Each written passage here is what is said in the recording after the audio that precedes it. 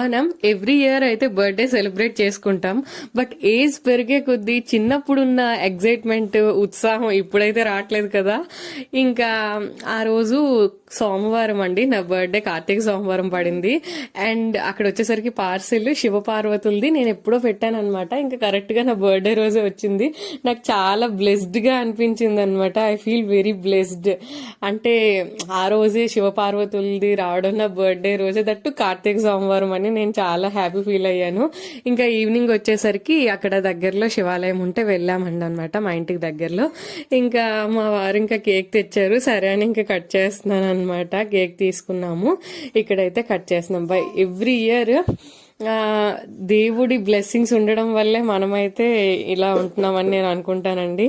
ఇంకొక ఇయర్ ఇప్పుడు by God's grace, God's blessings ఇంకొక ఇయర్ అయితే బర్త్డే సెలబ్రేట్ చేసుకుంటున్నాను. బ్లెస్సింగ్స్ అయితే ఉండాలండి. అండ్ ఇక్కడ వచ్చేసరికి కేక్ కట్ చేస్తున్నాను. మా ఫ్రెండ్ గారు ఫస్ట్ అయితే చప్పట్లు కొట్టాడు, బట్ తర్వాత ఆ క్యాండిల్ అవి చూసి, స్పార్కిల్స్ చూసి జడిసాడు అనమాట. వీడియో నచ్చితే లైక్, షేర్, సబ్స్క్రైబ్ చేసుకోండి. అంతే ఈ వీడియో. బాయ్.